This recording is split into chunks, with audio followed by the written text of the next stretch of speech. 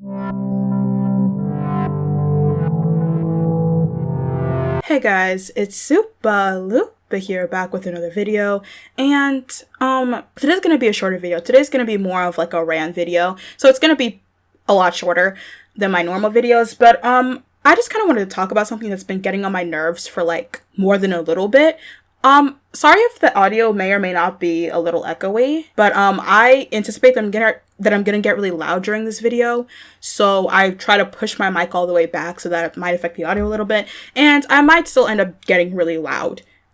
That's the kicker. I might still end up getting like really, really loud and assaulting you guys' ears. I'm so sorry for that. I'm gonna try to keep it low, but I'm so sorry. So the live action Winx Club was just announced by Netflix and is being made by Netflix, and I was terrified already when it was being announced. Like, I was already scared about it, but I looked at it and basically all my fears are confirmed. Because Netflix has a track record of ruining perfectly good things. Not just Netflix, but like big businesses in general have a tendency to ruin things that were already perfectly fine because they want money. Netflix did this with Death Note already. Disney did this with basically all their live action remakes. And Lionsgate, I think, did it with The Last Airbender, which truly hurt my soul because that show was essentially my childhood and they just had to ruin it like that. Anyway, I'm going off into a completely different sphere. So I was looking at the material. And I watched a little bit of the trailer and I couldn't do it. Because basically all my fears are confirmed. Because looking at this lineup, right, first of all, let's talk about the fashion. First of all. I was shocked, honey. I was in tears almost. And it has a white refrigerator. I was like, oh, not a white refrigerator. Girl, please put your shoes on. Let's go find you a home. The fashion is lackluster. The fashion is lacking. The fashion is just... it went down the drain. One of the main cruxes of the original show was that the girls were girly, frilly, well-dressed, sparkly. Like, that was like the whole point of the show. That you can be girly and still kick people's butts, as you should. So it's like, why would you take that and try to make the show like more serious and more edgy and more gritty so it could be taken more seriously? What are you even doing? Starting with the fashion. First of all, I'm looking at this lineup. Stella's out here dressed like a mom with 2 children. Bloom's out here looking like a cherry-flavored Tootsie Pop. Musa looks like a plum. The girl who plays Aisha, I don't understand why they put her in that skirt. Like, she's a pretty girl. Why would you do this to her?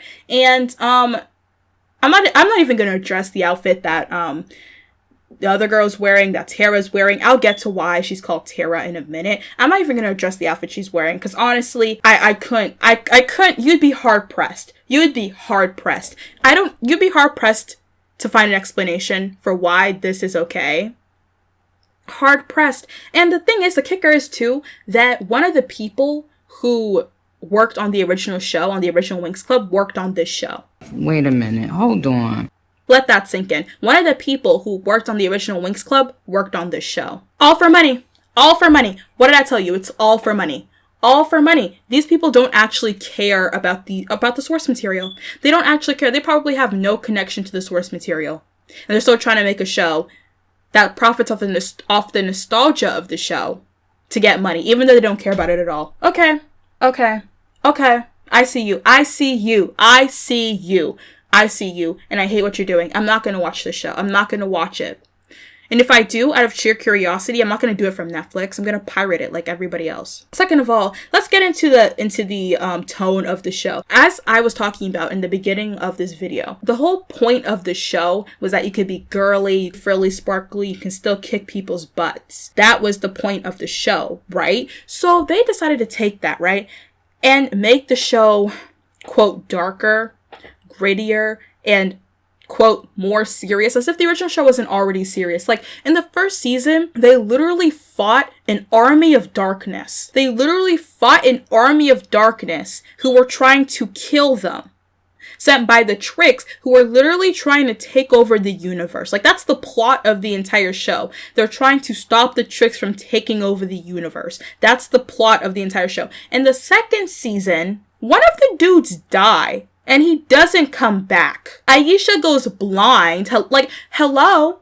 Hello? Are y'all not observing what I'm observing? This show gets dark when it wants to. I'm so confused. I'm literally so confused. Like, why would you do that? I was on Twitter trying to see what people's thoughts about it. I knew what people's thoughts about it were going to be. They're same as mine. This is unnecessary and terrible. But there was this one tweet, I don't remember, or maybe a couple tweets, I don't remember, but it basically talked about how like low-key misogynist it is for shows to take a show that is, quote, girly and sparkly and make it, quote, darker and arguably more masculine so that it can be taken more seriously. And I thought about that for a minute and I was like, oh my gosh, you're kind of right about that. She's got a point. Like, it's low-key misogynist to take a show that is meant for, like, little girls, that is sparkly and meant for little girls, and basically strip everything that makes it for little girls away to make it more gritty and serious. I didn't think about that. And that's low-key, like, also adds another layer of terribleness to me. Tell me what you think about that in the comments, because I low-key think they have a point there. I mean, let me ask the audience. Anyway, moving on. I want to talk about probably the most offensive thing in this show. If you looked at the picture that I showed you earlier, you were probably like, oh, wait a minute, hold on. There are only 5 people in this lineup. There should be 6, right? And Aisha's there, so, like, all the girls are together, right? I can see Musa, Stella, Bloom, Aisha, and then some other girl. I don't even know who this other girl is. Her name's Tara. Let me talk about that. Let me talk about why they have Tara in instead of Techno and Flora. So they took 2 characters, Techno and Flora, erased them, and put in a girl named Tara. Now, let me get into why that's so problematic. First of all, why would you delete 2 characters? Like, what? That's such a strange decision. Second of all, I hate how they took an obviously brown character and erased her with a white girl. In Musa, they took an obviously Asian character and made her white too. And they didn't do that with Aisha. Luckily, Aisha is still black and is still dark skinned because they knew black people would lose their minds. They knew that people would lose their minds if they made Aisha light skinned or white. So I think big brands have caught on to that. I think big companies have caught on to the fact that you can't just make a black character light skin or white anymore. I mean, some of them don't. Some of them still do that, but I think it's less common now because brands are starting to notice that people get upset, that black people get upset at that, and it's bad for their show, obviously, because then people won't want to watch it. So that's not what they do. Instead, they're like, you know what? This obviously brown character and this obviously Asian character, let's just make them both white. Nobody's gonna notice. Nobody cares. Nobody cares about brown people. Nobody cares about Asians. Who cares about Asian representation? I don't. Do you? That's literally how it'd be with them, though. It's like, who cares about brown skin representation? Who cares about Asian representation? We gave them a single black person. That's good enough. We gave them a single black person. That's good enough. Good enough. Netflix does this. With the live action Death Note, the whole show was set in Japan. Every character there was Asian. Every character. Then all of a sudden they made the show set in North America. They made all the characters white and they made L randomly black. Like, I'm so confused.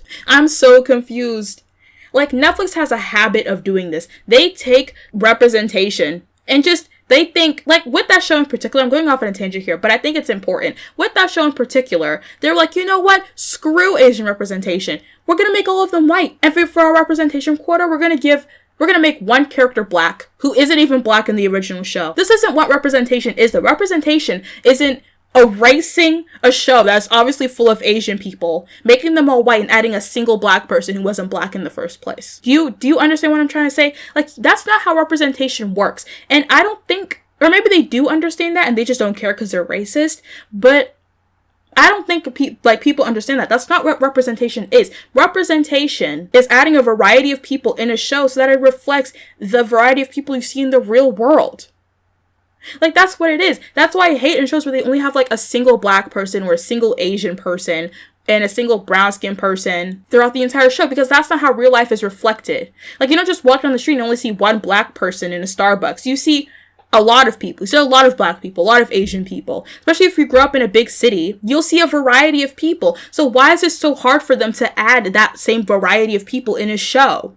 Like, why do they, like, why is it so hard? And when they do add representation, they pull something like this. So then the single black character that they have on set feels like a representation quota. Feels so ham-fisted and forced when you go and erase a brown skin and an Asian character.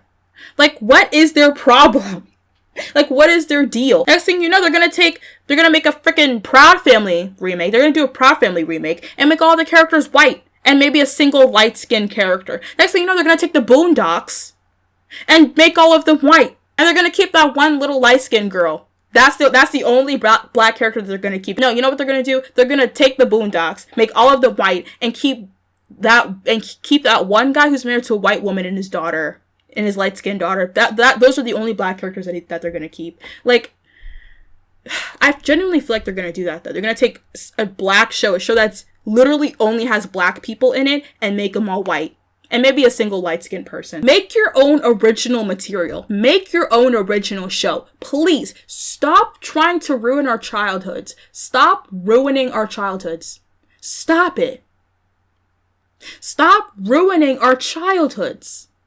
Stop it. Like, make your own original content. That's what we want to see. First of all, even Netflix has no business trying to make original content because all you had to do was host good shows. All you had to do was let us stream shows that were good. That's all you had to do. You only had to be a streaming platform. You didn't have to make original content. We weren't asking that from you. And when you did start making original content, why does it always have to be so freaking bad? And it didn't even start off bad. They were hitting it out of the park. They made Stranger Things. Stranger Things. And then it just progressively got worse. Like, why? They made Stranger Things and it progressively got worse. Because I don't understand what happened. I don't understand what they think is going to happen. That people are just going to like it because it's from Netflix. But I don't. Anyway. I'm tired. So, yeah, that's the end of this video.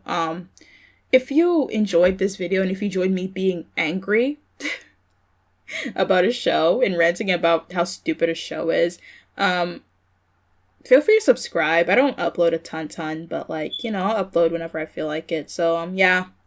And yeah, winter break is upon us now. We're in the holiday season. So whatever holiday you're celebrating, happy holidays. I hope you have a great time.